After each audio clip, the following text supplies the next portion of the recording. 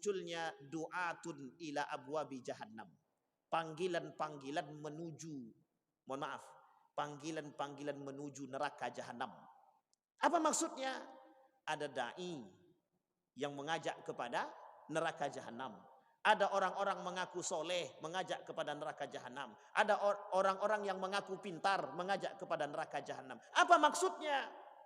Perbuatan mereka condong untuk menghindari daripada agama.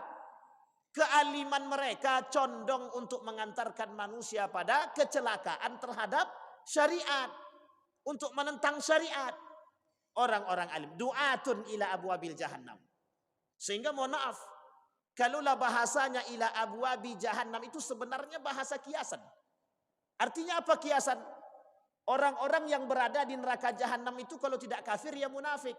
Artinya akan muncul orang-orang alim, orang-orang pintar yang mengajak manusia kepada kemunafikan. Sehingga ketika mereka berada dalam kemunafikan, itu isinya adalah mereka adalah pengisi neraka jahanam.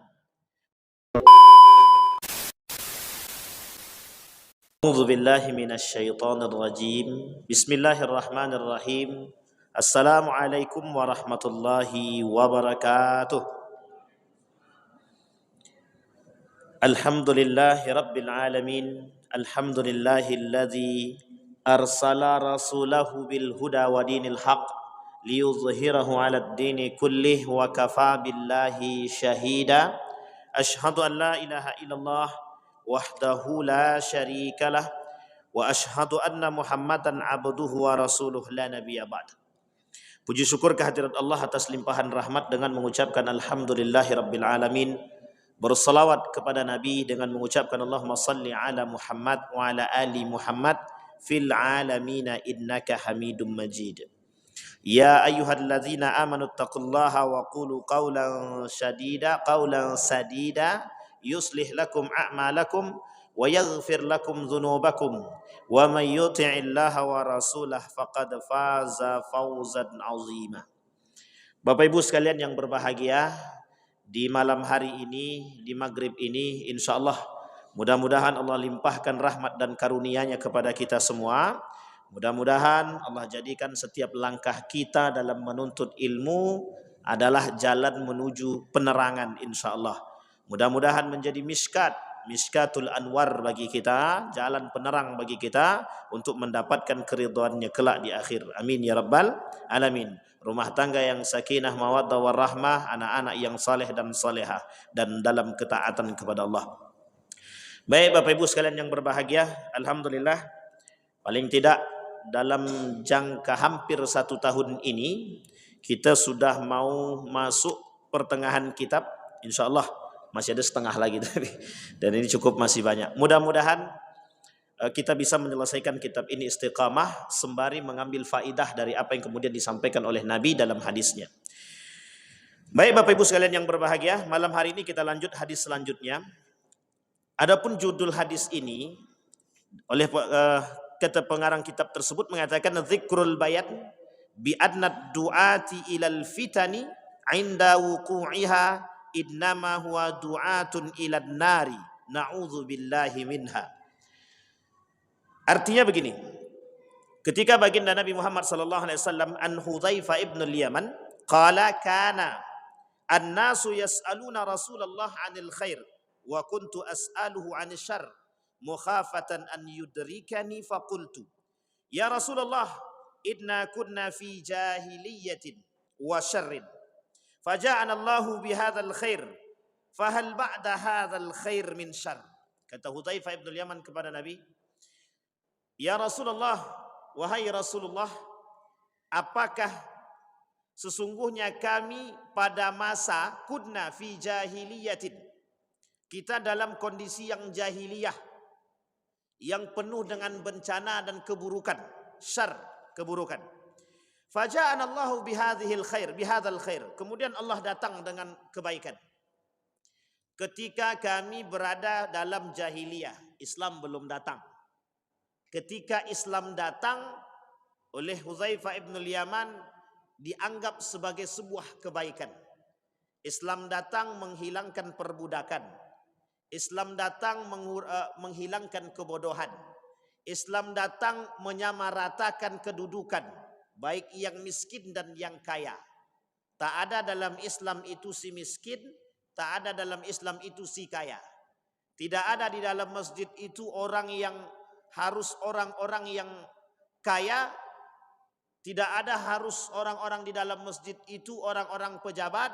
Tidak harus orang-orang di dalam masjid ini orang pasar. Tidak harus orang-orang di dalam masjid ini siapapun. Jadi masjid bukan tempat melihat strata. Islam memandang umat manusia tidak memandang strata. Islam tidak memandang kaya. Islam tak memandang miskin. Islam tak memandang mampu. Islam tak memandang tidak mampu. Islam memandang semua makhluk itu sama. Semua orang-orang itu sama. Perbedaannya hanya saja terletak pada iman. Sehingga iman ini, kata Hudzaifah ibn al-Yaman, itu dianggap sebagai sebuah kebaikan. Hidayah. Hidayah yang datang berupa agama, namanya Islam. Ini yang kemudian dipandang oleh Hudzaifah ibn al-Yaman.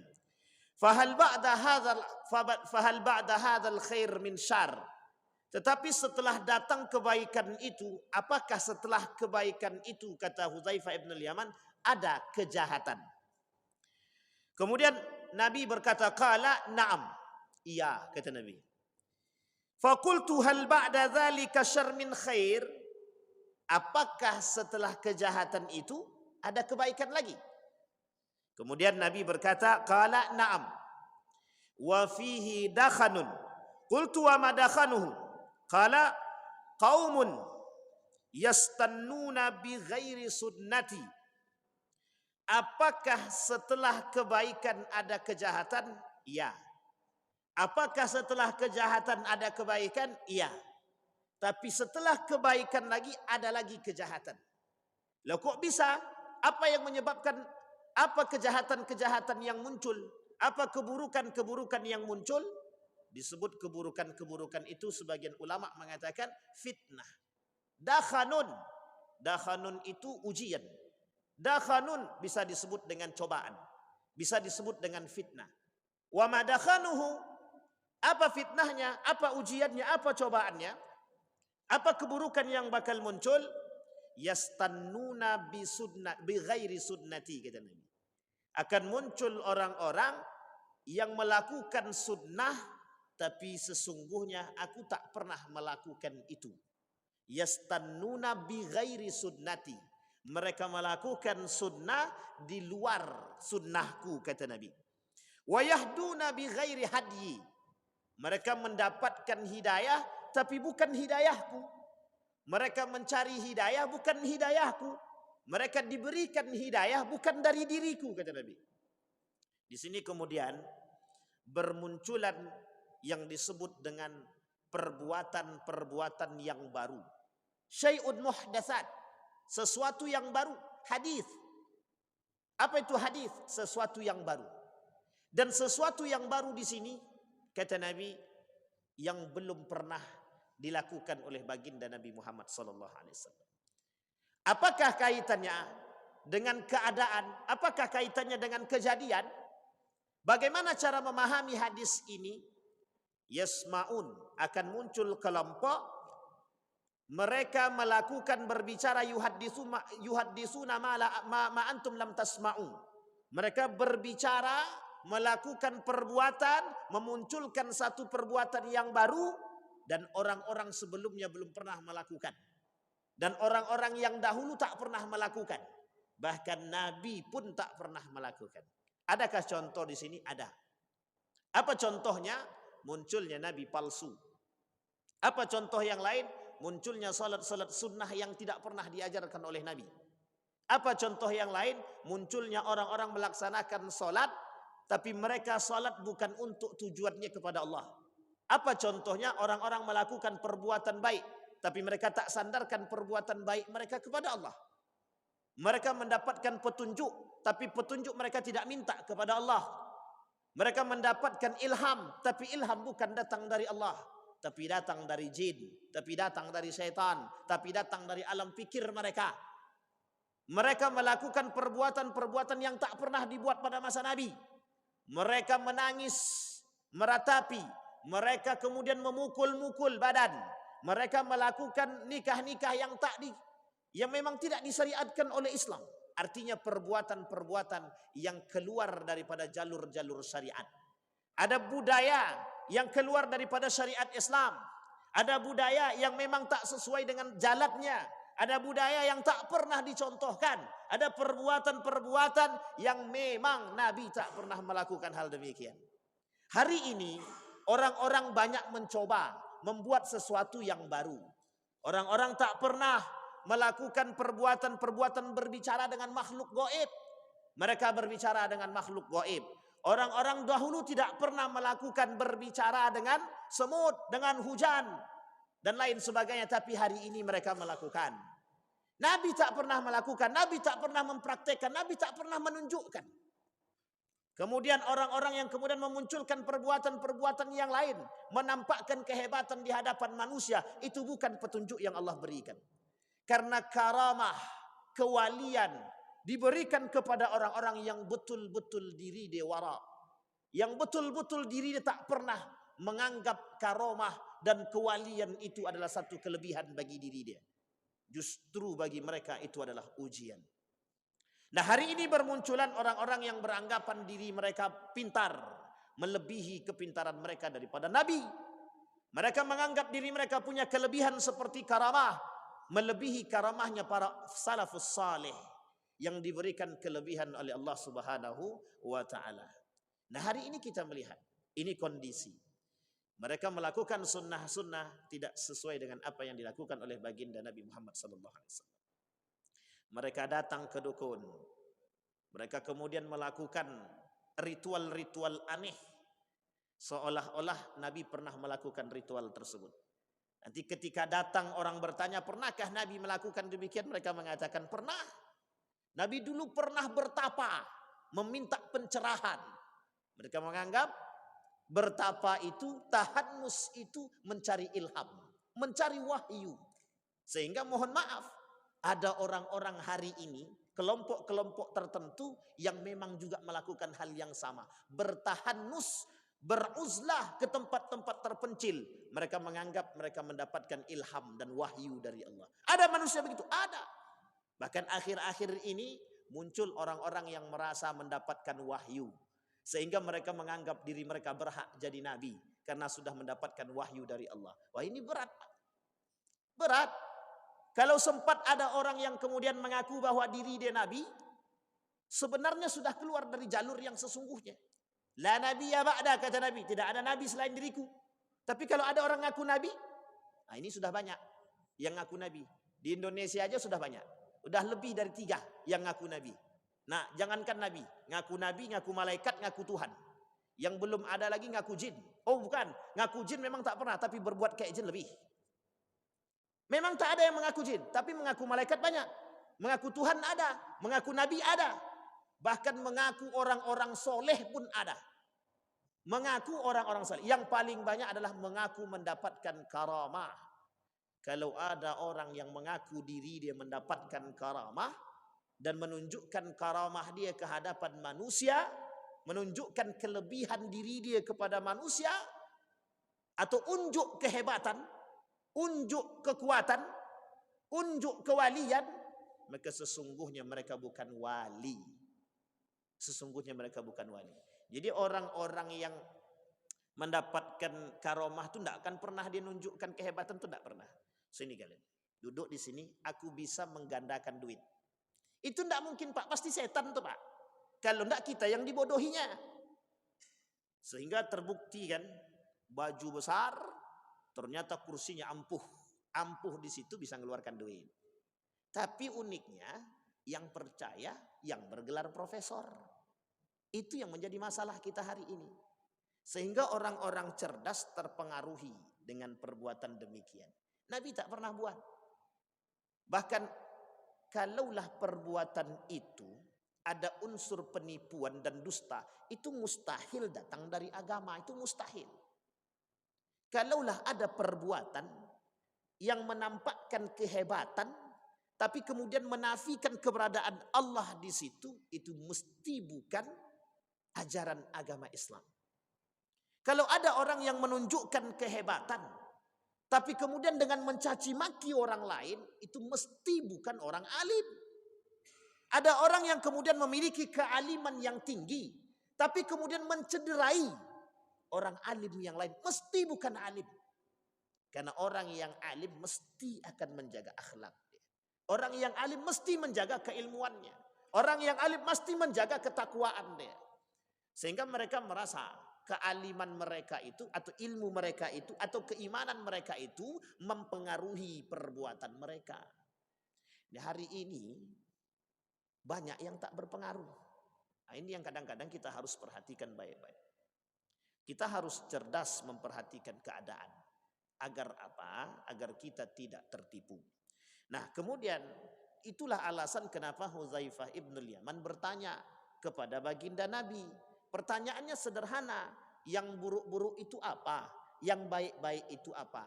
Di tengah para sahabat bertanya kebaikan, dia muncul Hudzaifah ibn Yaman. Andai kata ketika itu Hudzaifah ibn Yaman tidak bertanya tentang keburukan, tentang dosa, mungkin kita juga nggak akan mengenal tentang dosa tadi. Disinilah pentingnya. Ada orang-orang yang kemudian pada masa Nabi, sahabat Nabi, ternyata di antara sekian banyak sahabat ada yang bertanya tentang dosa, tentang maksiat, tentang keburukan. Apa alasannya? Apa tujuannya?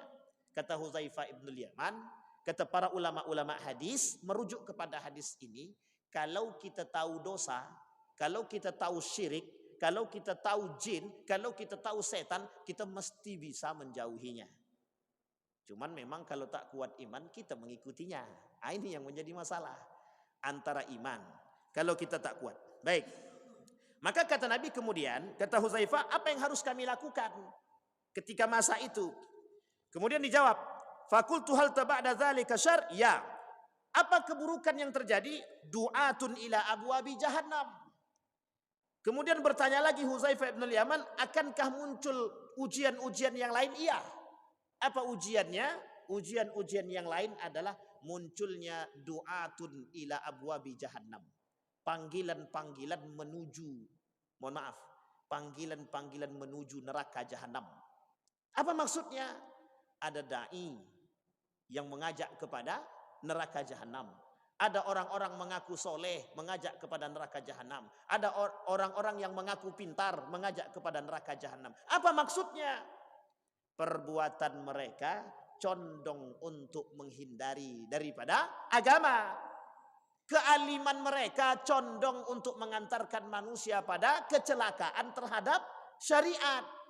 Untuk menentang syariat. Orang-orang alim. Du'atun ila abwabil jahannam. Sehingga mohon maaf. Kalaulah bahasanya ila abwabi jahannam itu sebenarnya bahasa kiasan. Artinya apa kiasan? Orang-orang yang berada di neraka jahanam itu kalau tidak kafir ya munafik.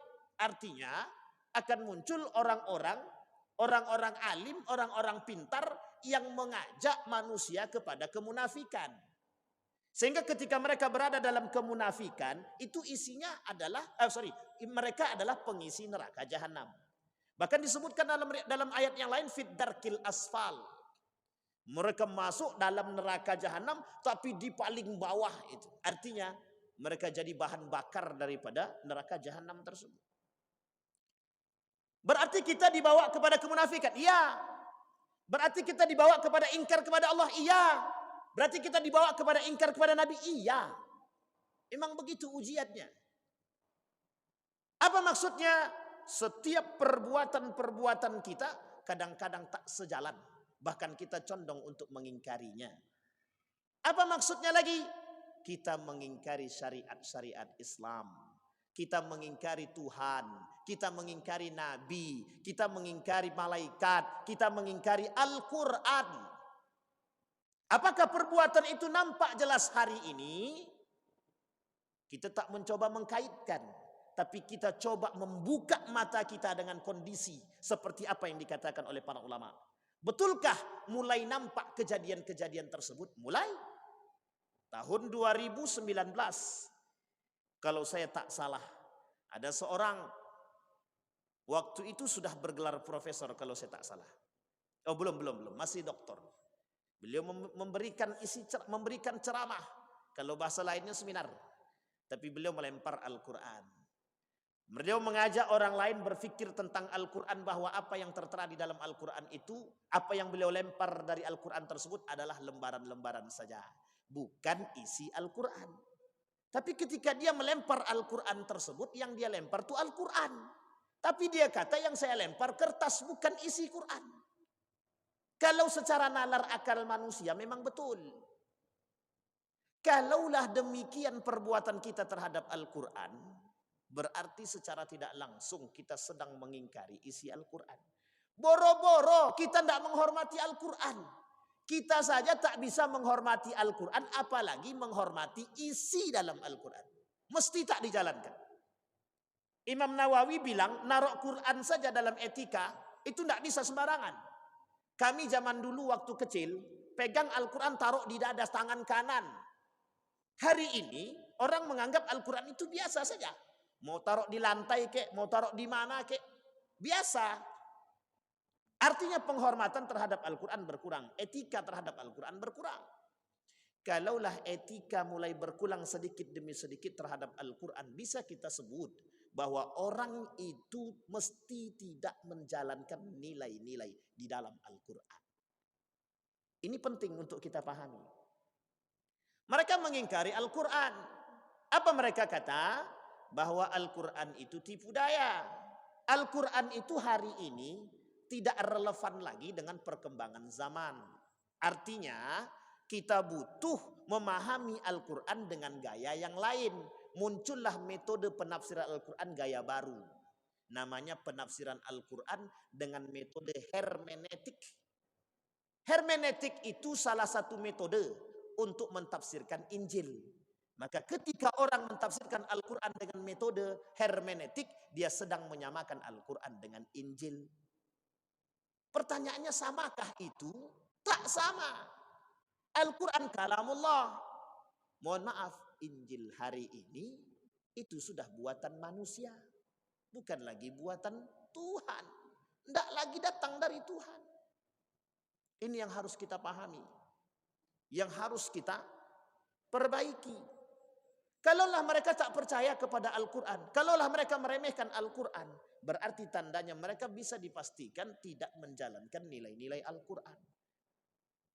Hari ini kalian, mereka sampaikan dalam bahasa mereka, bukan permasalahan betul ataupun salah cerita di dalam Al-Quran. Karena tidak ada bukti yang konkret seperti bukti-bukti peninggalan kerajaan-kerajaan. Misal, di Padang, Sumatera Barat ada namanya Malin Kundang. Apakah ada peninggalan sejarah Nabi Sulaiman yang tak pernah ditemukan? Arkeolognya tak ditemukan, tapi Malin Kundang ditemukan. Kira-kira lebih benar mana? Cerita Malin Kundang atau cerita yang ada dalam Al-Quran tentang Nabi Sulaiman? Kita ulangi sekali lagi. Malin Kundang ada peninggalannya, ada arkeolognya, ada peninggalannya, prasastinya ada. Sementara Nabi Sulaiman tidak ada prasastinya. Kira-kira Ratu Bilqis tidak ada prasastinya. Kira-kira lebih asli, lebih bisa dipercaya mana? Al-Quran atau cerita Malin Kundang atau Ratu Bilqis? Secara nalar orang lebih berpikir, kata orang, cerita Malin Kundang lebih jelas, lebih orisinil, lebih nampak, karena itu budaya yang kemudian dipercaya. Padahal dalam tulisan buku tersebut dongeng. Dah jelas-jelas cerita dongeng, masih pun kita percaya. Artinya orang ketika itu dituntut untuk memahami bahwa Al-Quran, cerita di dalam Al-Quran tak jauh berbeda dengan cerita Malin Kundang. Apa? Dongeng belaka. Pertanyaannya adalah, betulkah begitu? Kalau kita kemudian memahami cerita di dalam Al-Quran itu tidak benar, atau kita ragu, tidak usah kita katakan tidak benar, ragu tentang cerita dalam Al-Quran, berarti kita sudah kufur. Kita sudah kufur. Itu perbuatan yang baru. Iya, perbuatan yang hari ini mereka angkat, bagaimana kita ragu taskik terhadap apa? Terhadap Al-Quran. Itu baru cerita, belum tentang hari kiamat. Al-Quran berbicara tentang hari kiamat. Pertanyaannya adalah, yang cerita di dalam Al-Quran tentang terdahulu mereka tak percaya, yang akan datang bagaimana mereka mau percaya? Karena bagi mereka sesuatu yang real, bagi mereka sesuatu yang hak, sehingga bagi mereka Al-Quran itu hanya isinya dusta. Bagaimana kami memahami kondisi yang akan datang, sementara akal kami tak sampai memenuhinya? Bagaimana kami bisa menerima kejadian yang lalu, sementara tidak ada prasasti peninggalannya? Begitu cara bahasanya, Pak. Sehingga hari ini kita tertipu hanya karena bahasa. Tetapi iman goyah, iman lemah, iman jadi ragu. Yang tadinya kita percaya iman kepada Alkitab, kitab-kitab Allah, kita percaya. Kita percaya pada Al-Quran, kita percaya pada Injil, kita percaya kepada Taurat. Hari ini kita goyang. Banyak orang yang goyang. Sehingga mohon maaf, tidak banyak orang-orang yang mau bertadabbur dengan Al-Quran itu. Tapi membaca dan menghafalnya banyak. Yang bertadabbur jarang. Sehingga mereka, teman-teman orientalis Eropa, mencoba mengkaji Al-Quran dari cara yang berbeda. Tidak hanya mempelajari dalam unsur spiritual, tapi bagaimana mempelajari Al-Quran dari sisi keilmiahannya. Itu yang kemudian mereka lakukan. Bapak Ibu sekalian yang berbahagia, disinilah poin pentingnya. Kita kemudian tidak percaya kepada Nabi, kita termasuk orang yang ingkar. Ingkar dengan Nabi. Kami tak percaya cerita Nabi Adam. Kami tak percaya cerita Nabi Isa. Kami tak percaya cerita Nabi Syed. Kami tak percaya cerita Nabi-Nabi yang lain. Pertanyaannya adalah, kalau Nabi-Nabi yang dijadikan landasan rujukan oleh para Nabi, termasuk Nabi Ibrahim, Nabi Muhammad merujuk kepada itu. Pertanyaannya adalah, kalau Nabi Muhammad tak percaya kepada cerita-cerita tersebut, sekarang kita tak percaya kepada Nabi. Pertanyaannya, kemana sandaran kita? Disinilah kemudian orang-orang berpikir sandarannya adalah akal, sesuatu yang realistis, sesuatu yang rasional, bukan fiktif. Emang film FTV yang dianggap itu semua fiktif belaka. Kita seakan-akan dibuat skenarionya begitu. Sehingga mereka memahami sesuatu di dalam Al-Quran itu adalah fiktif belaka. Al-Quran berbicara mukjizat. Al-Quran berbicara tentang karamah, kehebatan yang Allah berikan. Pertanyaannya adalah, mereka kemudian tak yakin dengan karamah, tak yakin dengan kemukjizatan. Sehingga mereka tak percaya bahwa Al-Quran itu mukjizat. Nah, ini yang kemudian hari ini yang kita hadapi. Apakah benar keadaan itu seperti apa yang dikatakan oleh Nabi? Wallahu alam. Tapi kalau kita merujuk kepada keadaan, kita melihat keadaan, dan kita coba melihat kepada pernyataan yang ada di dalam hadis Nabi tersebut, hampir mirip keadaannya. Kadang-kadang tak lagi bersunnah kepada sunnah Nabi. Bagi mereka hal biasa, meskipun masih banyak. Tetapi sudah mulai nampak orang-orang yang kemudian mengambil sunnah bukan dari baginda Nabi Muhammad SAW. Artinya apa? Sunnah-sunnah itu sudah dicampurkan unsur-unsur yang lain. Baik. Nah, kemudian muncul dai-dai dari yang mengajak kepada neraka jahanam. Man ajabahum ilaiha qadhafuhu fiha. Faqultu ya Rasulullah, sifhum lana. Qala na'am, qaumun min jildatina. Nanti kata Nabi, itu akan muncul dari golonganku gitu deh. Orang-orang itu akan muncul dari golongan-golonganku. Para ulama mengatakan itu adalah orang-orang alim yang tertipu dengan dunia. Orang-orang alim yang tertipu dengan dunia. Alim di sini bukan alim, bukan hanya sekedar alimuddin, bukan sekedar alim terhadap agama, tapi semua. Dia dianggap umum. Ada orang yang alim secara agama tapi tertipu karena dunia. Ada orang alim pada ilmu-ilmu yang lain tapi mungkin karena mereka tertipu dengan urusan dunia. Sehingga disebut oleh Nabi, du'atun ila abwabi jahannam. Kemudian Nabi berkata, kata Huzaifah, apa yang harus kami lakukan?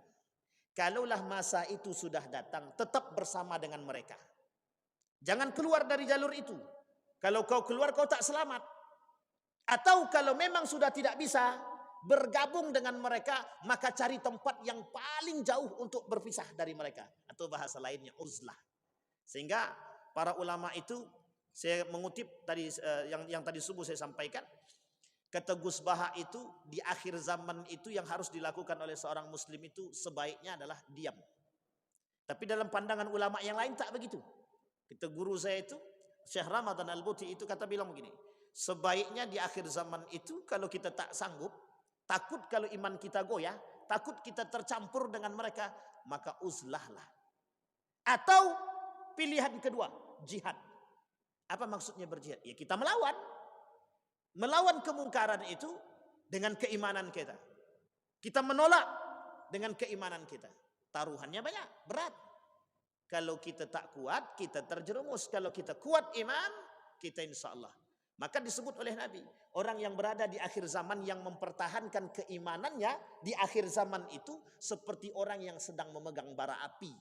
Saking parahnya, saking sulitnya. Kita belum sampai pada ubun-ubunnya akhir zaman lagi. Kita belum sampai pada masa yang sengit. Masih banyak orang yang datang ke masjid dengan penuh keikhlasan. Masih banyak orang yang membaca Al-Quran, bertadabbur dengan Al-Quran. Masih banyak. Artinya apa? Kita masih posisi kita masih cukup baik. Tapi kita tidak tahu ke depan. Apakah ke depan itu semakin parah atau semakin baik. Hanya saja kalau kita tak mau semakin parah, kita yang mengerti yang mempertahankan demikian. Kemudian yang kedua, hadis selanjutnya, iltimasud dunya bi amalil akhirah sababun fil fitan. Berpegang teguh kepada dunia bi amalil akhirah, dengan amal-amal akhirat, sababun fil fitan. Apa kata Nabi? An Ibnu Mas'ud radhiyallahu anhu qala, kaifa antum idza labisatkum fitnatun yahrumu fiha al-kabir wa yarbu fiha as-saghir wa yattakhidhuha an-nasu sunnatan fa idza ghayyirat qalu ghayyirat sunnah qalu wa mata dhalika ya Aba Abdullah qala idza kasurat qurra'ukum wa qallat fuqaha'ukum wa kasurat umara'ukum wa qallat umana'ukum wa iltumisatil dunya bi amalil akhirah. Nah, ini agak susah membahasakan sedikit. Takut banyak yang tersinggung. Apa maksudnya takut banyak yang tersinggung? Banyak orang menjadikan akhirat itu sebagai tempat mencari dunia. Mereka solat-solat, tapi mereka memperjualbelikan agama. Mereka alim-alim, tapi mereka jadikan untuk mengisi dompet. Mereka tahu, mengerti, paham, tapi mereka jadikan agama itu sebagai tempat untuk ladang dunia. Artinya apa? Mereka besarkan rumah mereka atas nama agama. Mereka besarkan halaman mereka atas nama agama. Mereka besarkan, mereka perbanyak mobil-mobil mereka atas nama agama. Mereka lakukan, mereka ciptakan dunia untuk mereka atas nama agama. Bahasa sederhananya, jual agama. Lisan ini mereka gunakan untuk berbicara tentang agama, tapi tujuan mereka untuk membuat dompet mereka lebih tebal. Kalau sekarang tak main dompet. Tak main dompet. ATM. Tak main ATM. Surat berharga. Sampai sini pahami Bapak Ibu. Kok bisa demikian? Apa tanda-tandanya? Tanda-tandanya kasurat qurra'ukum wa qallat fuqaha'ukum. Kelak orang-orang qurra banyak, orang-orang fakih sedikit. Fakih itu begini. Orang-orang yang mengerti agama secara mendalam. Secara mendalam. Kita ambil contoh. Ada seorang ulama di Indonesia ini, saya tak ngambil dari luar. Kalau dari luar itu sudah banyak, tapi dari Indonesia ini orang-orang tak jarang mengangkatnya. Ini orang-orang masih hidup. Ada seorang ulama alim saleh di tanah Jawa tersebut. Satu ketika datang seorang pemuda datang kepada beliau, Yai, kami mohon kepada Yai untuk mengisi kajian. Kajiannya tentang waris. Kemudian Kiai bilang, padahal Kiai ini alim sangat. Apa kata Kiai tadi? Itu bukan bidangku. Kemudian datang lagi, 2 kali orang datang. Kiai tolong mengisi kajian tentang fikih sholat. Kata Kiai tersebut, itu bukan bidangku. Sampai berkali-kali orang datang. Artinya apa? Ada orang Di antara sekian banyak alim itu yang mempertahankan tradisi kealimannya. Yang mereka tak bisa sembarangan berbicara kalau memang bukan pada jalur mereka. Quraisy Shihab itu pernah diminta untuk menuliskan sejarah tentang sejarah-sejarah Nabi di dalam Al-Quran. Apa dia kata? Saya adalah pelajar tafsir Al-Quran, bukan sirah Nabawi. Sehingga beliau tak mau. Sampai dipaksa berkali-kali, datanglah murid beliau yang lain, barulah kemudian dengan terpaksa beliau menuliskan. Dan kemudian beliau katakan dengan terbuka, siapapun yang mendapatkan kesalahan dalam tulisanku, mohon dikritiklah. Ini yang tak ada saat ini, Pak. Yang sulit kita temukan hari ini yang begini. Di daerah Jawa Timur itu masih banyak orang-orang yang alim dengan kealiman mereka dan ketawaduan mereka. Sehingga mohon maaf Bapak Ibu sekalian yang berbahagia. Hari ini kita ada orang-orang seperti itu ada. Tapi yang lebih nampak itu orang-orang yang menganggap diri dia lebih. Manusia penuh dengan ketenaran. Manusia penuh dengan popularitas. Manusia penuh dengan ciptaan. Kalau bahasa lainnya adalah dunia itu by design. Mereka ciptakan dunia mereka. Mereka ciptakan keuntungan mereka. Mereka ciptakan kepentingan mereka. Dengan lisan mereka tentang agama. Kalau bahasa kampung kami, mengoceh dengan lidah, mempertebal dompet. Itulah bahasanya tuh. Saya lebih keras lagi, saya tidak tahu bahasa itu. Jadi itu apa namanya? Orang-orang yang mengambil kepentingan. Yashtaruna bi ayati tsamanan qalila. Mereka perjual beli ayat-ayat agama hanya untuk kepentingan dunia. Sama. Iltimasud dunya bi amalil akhirah. Kita ambil contoh. Ada orang, mohon maaf. Ada orang bermodalkan zikir saja. Zikir. Itu mereka bisa menjual zikir itu, bisa meraup keuntungan dengan zikir itu. Sekian banyak. Ada orang dengan berkata sedekah saja, mohon maaf kata dia. Kalian harus sedekah dan lain sebagainya. Itu bisa menghipnotis manusia. Bisa menghipnotis manusia dengan perkataan sedekah saja. Bisa sekali. Sehingga orang-orang berbondong-bondong. Wallahu alam. Kalau kita tak kuat iman, kalau tujuan kita tak benar, maka kita hanya akan mengumpulkan duit, mengumpulkan sedekah orang, tapi bukan untuk kepentingan umat, tapi lebih daripada kepentingan pribadi. Sudah pernah terjadi? Sudah pernah. Ada salah satu lembaga mengumpulkan dana-dana sosial. Bisa pemimpinnya itu gajinya sampai 100 juta. Dan itu siapa yang menggaji? Dan ini lembaga sosial. Lembaga sosialnya tidak negeri, swasta. Tapi bisa. Karena apa? Karena mereka mengumpulkan uang sekian banyak. Tapi mohon maaf, ketika gaji seorang pemimpinnya bisa mencapai ratusan juta, itu kita bisa prediksi berapa banyak dana yang dia kumpulkan. Rumahnya megah, mobilnya mewah. Pertanyaannya adalah, mereka mengumpulkan dana untuk apa? Untuk orang yang tak mampu atau untuk mereka yang dianggap tidak mampu? Ini yang kemudian persoalan kita hari ini. Makanya mohon maaf Bapak Ibu, kadang-kadang kita sulit percaya kepada lembaga-lembaga yang lain. Yang datang, mohon maaf kami minta sumbangan. Ini kenyataan Bapak Ibu, mohon maaf kenyataan. Ini kenyataan sangat. Dan kami mengalami. Mohon maaf Pak, minta sumbangan untuk panti asuhan. Saya tanya di mana panti asuhannya? Di tempat ini Pak. Saya datang ke tempat itu, tidak ada sama sekali panti asuhan itu. Panti asuhan itu tak ada.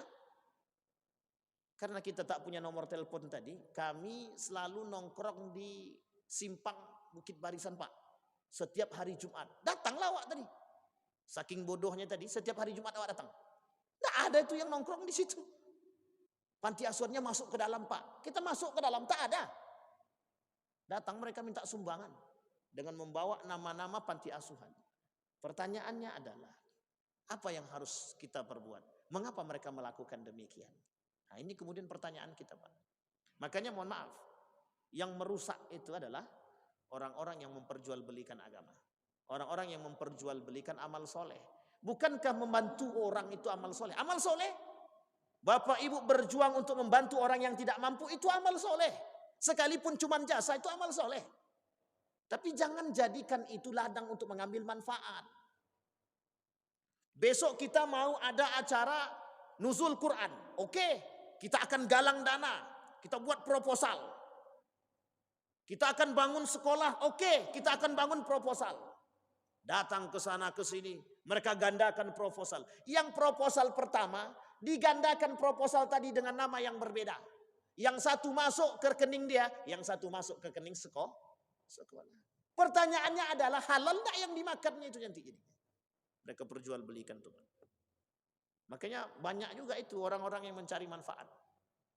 Boleh kita ngambil, kita misalkan membantu orang menjalankan proposal, boleh enggak ngambil keuntungan dari situ untuk jasa kita? Boleh, tak dilarang dari agama. Agama tak melarang. Tapi jangan berlebihan. Lebih banyak pula dompet dia terisi daripada untuk membangun sekolah itu lagi. 100 juta yang dia minta, diberikan 50 juta, 25 juta masuk ke kantong setengah. Itu bukan meminta, merampok. Itu banyak kita dapatkan hari ini.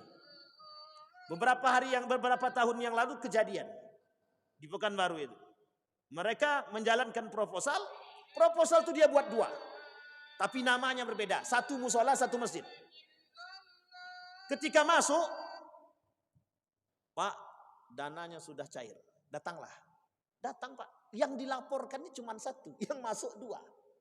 Saya bilang, ya Allah. Kita samperin orangnya. Kelak di akhir zaman, di akhirat kau dipertanggungjawabkan. Terserah. Ada yang begitu? Ada Pak. Coba cara mereka mencari keuntungan, sampai agama pun, Allah pun mereka tipu. Kalaulah Allah mereka tipu, apalagi kita yang manusia ini. Lebih daripada itu. Allah Tuhan mereka bisa mereka tipu, apalagi yang demikian. Bahkan ada orang yang ingin membantu orang lain. Kami siap membantu untuk pembangunan pesantren. Ya, ada orang yang menyumbang. Ini yang harus dia perhatikan baik-baik. Kalau ada orang yang menyumbang untuk pembangunan pesantren, jangan pernah mengklaim sumbangan itu dari kita. Kita cuman jasa. Orang lain yang menyumbang. Ketika orang lain menyumbang, kita katakan kepada mereka, ini saya nyumbang sekian juta. Bukan Anda yang nyumbang, Anda cari dari orang lain. Sampai di sini paham. Tapi karena ingin mendapatkan nama tadi, dijual nama dia. Orang yang akan dia puji siapa? Dia tadi. Padahal duit bukan dari dia itu, dari orang lain. Ini banyak Pak kelakuan begitu. Ternyata setelah diklarifikasi, iya Ustaz, yang ngasih orang samping sana gitu. Itu ngapa pula kau klaim diri kau yang ngasih duit itu tadi? Karena ingin dapatkan nama. Pengen punya popularitas, pengen punya kebaikan, pengen dikenal orang, tapi kita menjual agama. Kita jual amal soleh. Memang itu amal soleh. Tapi kemudian dengan tipu daya itu kemudian kita menjadi tersilap lidah. Bukan pahala yang kita dapat, justru dosa. Maka bahasanya, kathurat qurra'ukum wa qallat fuqaha'ukum. Orang-orang yang mengerti agama itu sedikit. Sehingga mohon maaf, ada orang ahli teknik mengisi ceramah tentang agama. Ada orang agama mengisi seminar tentang teknik. Sehingga tidak nyambung lagi, susah. Maka besok-besok itu tak perlu lagi sekolah. Tak ada universitas kayaknya. Karena semuanya sudah ngambil alih masing-masing. Nah, ini yang kadang-kadang kita takutkan. Yang kedua, kasurat umara'ukum wa qallat umana'ukum. Kata Nabi, kelak di akhir zaman itu banyak pemimpin-pemimpin itu banyak. Tetapi yang amanah itu yang sedikit. Nah, saya tak perlulah ungkit-ungkit hal-hal demikian itu. Bapak Ibu sudah paham sendiri dan sudah cerdas melihat itu. Banyak pemimpin tapi sedikit yang amanah. Karena orang yang amanah tidak akan pernah pamer terhadap keamanahan itu, tidak akan mungkin. Yang menilai di bawah diri dia amanah atau tidak itu pertama Allah, yang kedua diri dia, yang ketiga orang lain. Mata orang lain itu melihat keikhlasan dia. Orang-orang yang amanah itu mesti nampak dari sikap dan perbuatannya. Ini yang kemudian harus kita pahami bersama Bapak Ibu. Jadi kata Nabi, kathurat umara'ukum, banyak pemimpin-pemimpin kalian itu bakal banyak. Tapi qallat umana'ukum. Kita berharap sebentar lagi di Riau akan ada pilkada. Kita berdoa semoga yang naik-naik ini bukan jiwa pemimpin saja yang ada, tapi jiwa-jiwa yang amanah, yang adil, yang jujur yang naik. Bukan mencari kepentingan, tapi mencari bagaimana memunculkan kesejahteraan, bagaimana meningkatkan agama, bagaimana meningkatkan perkembangan kesejahteraan agama. Itu yang paling penting. Menjaga kelestarian agama, itu yang paling penting. Menjaga nilai-nilai agama, itu yang paling penting. Jangan sampai kita menyesal. Meskipun 5 tahun, tapi kalau 5 tahun agama yang dijual habis. Sampai di sini paham ya Bapak Ibu. 5 tahun bagi penjualan agama berbahaya. Orang yang memperjualbelikan agama meskipun cuma 5 tahun, itu berat. Berat bagi mereka dan berat bagi kita.